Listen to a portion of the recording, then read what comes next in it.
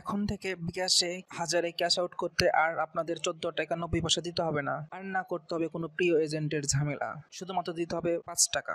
1000-এ শুধুমাত্র 5 টাকা খরচ করেই ক্যাশ আউট করতে পারবেন। আমি কিছু ইনফরমেশন দিয়ে নিলাম। এটা কেন দিচ্ছি এটা পরে দেখাবো।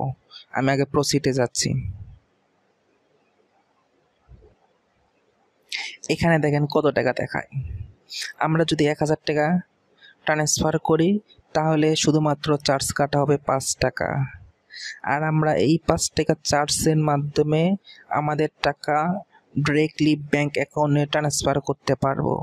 তাহলে আমাদের 1000-এ বিকাশ থেকে ক্যাশ আউট চার্জ দাঁড়ালো কত টাকা? অনলি 5 টাকা। তাহলে আমরা মাত্র 5 টাকা খরচ করে বিকাশে 1000 টাকা ক্যাশ আউট করতে পারবো। এই 2024 সালে বিকাশ অ্যাপস ব্যবহার করে না এমন কোনো লোক খুঁজে পাওয়া যাবে না।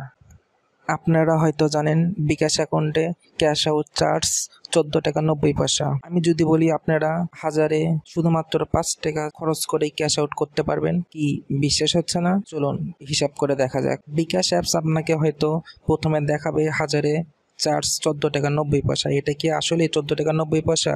আমরা একটু ক্যালকুলেশন করি।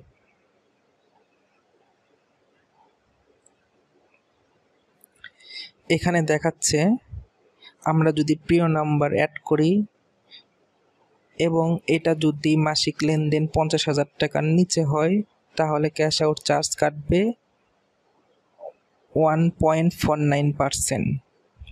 তাহলে একটু ক্যালকুলেশন করা যাক।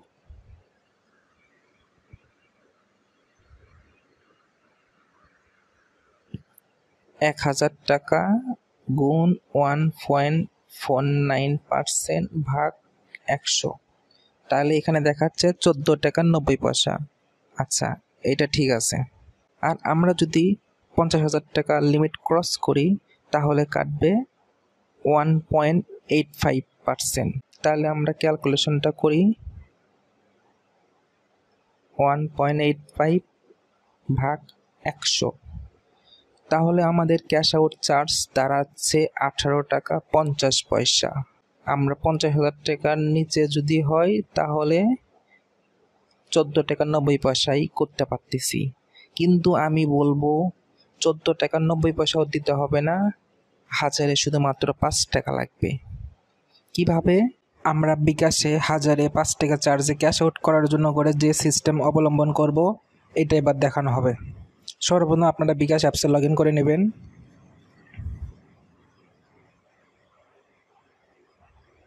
বিকাশ অ্যাপসে প্রথমে লগ ইন করার সময় টার্ন অন লোকেশন পারমিশন চাই, এটা আপনারা দিয়ে নেবেন। যদি না দেন তাহলে আমরা যে সিস্টেমটা দেখাবো সেখানে পরে বাই ডিফল্ট লোকেশন চালু করে নিতে হবে, না ছাড়া কাজ করতে পারবেন না।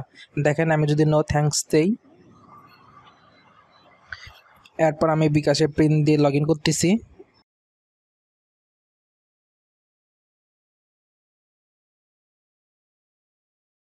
একটু স্ক্রল ডাউন করব। আজকে আমরা যে অপশন নিয়ে কথা বলবো এটা হচ্ছে বিনিময়। এটা একটা সার্ভিস। আমরা প্রথমে বিনিময়ে প্রবেশ করব। এখানে ঠিক আছে বাটনে ক্লিক করব।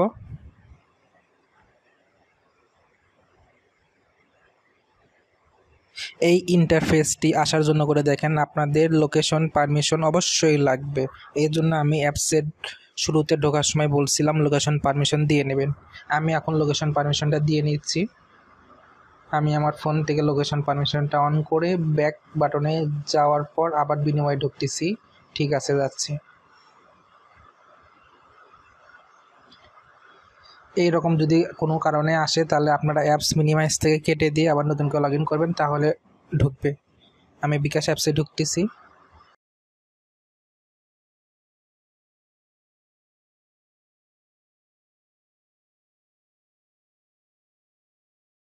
বিনিময় অ্যাপসে যাই, দেখেন এবার ঢুকে যাবে। ঠিক আছে,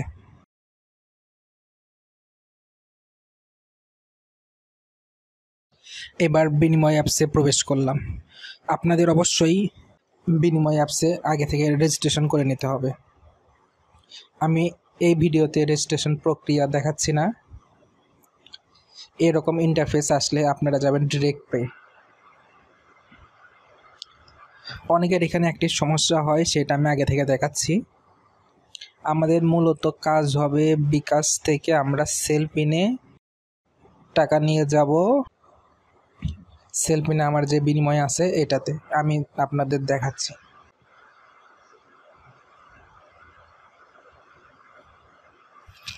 আমাদের মূল লক্ষ্য হচ্ছে বিকাশের বিনিময় সার্ভিস থেকে সেলফিনের বিনিময় সার্ভিসের টাকা নিয়ে আসার।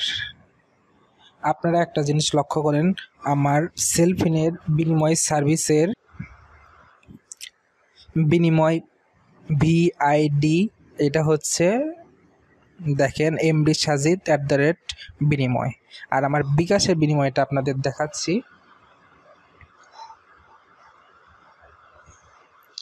এটাতেও এমডি সাজিদ @বিনিময়, মানে দুইটা সেম টু সেম।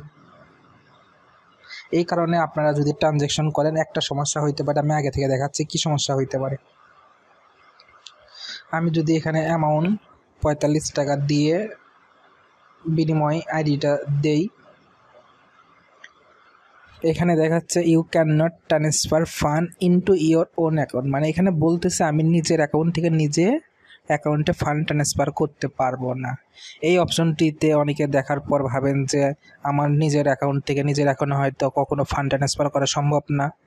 এইটা ভুল ধারণা। এরকম যদি কোনো ইস্যু আসে তাহলে আপনাদের ফান্ড ট্রান্সফার করতে হবে। নিচে যে একটা অপশন থাকে ট্রান্সফার ফান্ড বাই এলআইস, এই এলআইস অপশনটা দিয়ে করতে হবে। আর এলআইস অপশনটা কি এটা আমি আগে থেকে দেখাচ্ছি। এখানে যে ইউজার প্রোফাইল আছে এখানে দেখবেন আপনার ইমেইলের ডান পাশে এলআইস থাকবে। এই এলআইসটা অনেকের থাকে না, এটা সেট করে নিতে হয়। এখানে আমি আগে থেকে সেট করে নিয়েছি। দেখেন নিচে অপশন আছে অ্যাড আপডেট এলআইস, অ্যাড/আপডেট। এখান থেকে আপনারা সেট করে নেবেন। যদি এলআইস না থাকে এই কাজটি করার জন্য করে অবশ্যই এলআইস অপশনটা অন করে নিতে হবে যদি আপনাদের দুইটা বিনিময় আইডির ভিআইডি সেম হয়ে থাকে। তাহলে আমি ডিরেক্ট পেতে যাব। আমি আমার অ্যামাউন্ট দিচ্ছি 45, ভিট আইডি দিচ্ছি। এই ভিট আইডি অবশ্যই আপনার যেটাতে ট্রান্সফার করবেন সেলফিনের ভিট আইডি দিতে হবে। আমার সেলফিনের ভিট আইডি দেখেন এমডি সাজিদ দেওয়া আছে।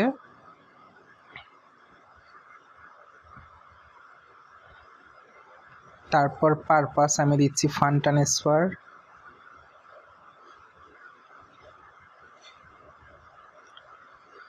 তারপর এখানে এলআইসটা কোথায় দিব, মানে কি লিখবো।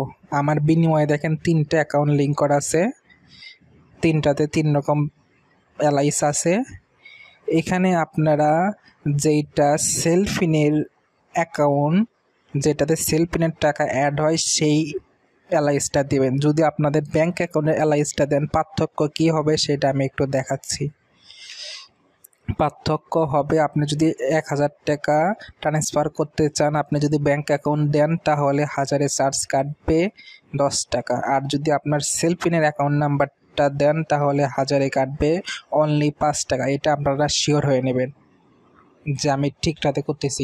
দেখেন আমি যদি এইটা দেই তাই হলে আমার 45 টাকাতে 45 পয়সা চার্জ কাটতেছে।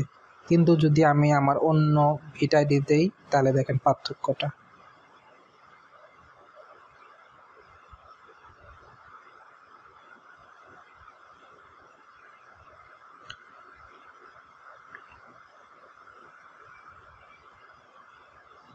দেখেন এখানে কাটতেছে অনলি 22 পয়সা। আপনাদের কোনো ব্যাংক অ্যাকাউন্ট লিঙ্ক করা থাকে সেটার এলআইস দেন তাহলে কাটবে 1000-এ 10 টাকা, আর সেলফিনেরটা দিলে কাটবে 1000-এ 5 টাকা।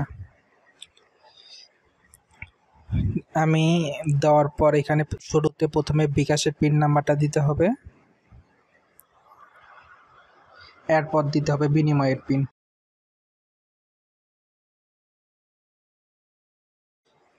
ফান্ড ট্রান্সফার সাবমিট হয়ে গেছে। আমি ফান্ড ট্রান্সফারে আসার পর বিনিময়ে একটু স্টেটমেন্টটা চেক করতেছি, ট্রানজ্যাকশন হিস্টোরি, রিসিভ। দেখেন রিসিভে এখানে দেখাচ্ছে বিনিময় থেকে আমার 45 টাকা অ্যাড হয়েছে। আপনারা এই পদ্ধতি অবলম্বন করে বিকাশ থেকে সেলফিনে বিনিময় ব্যবহার করে খুব সহজে টাকা ট্রান্সফার করে নিয়ে আসতে পারেন। 1000-এ শুধুমাত্র চার্জ কাটা হবে মাত্র 5 টাকা। আর আপনারা হয়তো জানেন যদি আমি সেলফিনের টাকা একবার নিয়ে আসতে পারি তাহলে এইটা আমি যদি সেলফিন থেকে ক্যাশ আউট করি 1000 চার্জ কাটা হয় 1 টাকা, আর আমি যদি সেলফিন থেকে ব্যাঙ্ক অ্যাকাউন্ট নাম্বারে টাকা ট্রান্সফার করি কোনো চার্জ কাটা হয় না। আর আপনারা এটা অবগত আছেন যে ব্যাঙ্ক অ্যাকাউন্টের টাকা একবার প্রবেশ করলে সেটাতে কোনো চার্জ কাটা হয় না, এটিএম থেকে ক্যাশ আউট করা হোক আর ব্যাঙ্ক থেকে ক্যাশ আউট করা হোক। তাহলে আপনারা খুব সহজে বিকাশের 1000-এ চার্জ কাটা হবে অনলি 5 টাকা। এই পদ্ধতি যদি আপনারা অবলম্বন করেন। আমার সেলফিনেও ব্যালেন্স যোগ হয়েছে। Thank you for watching this video.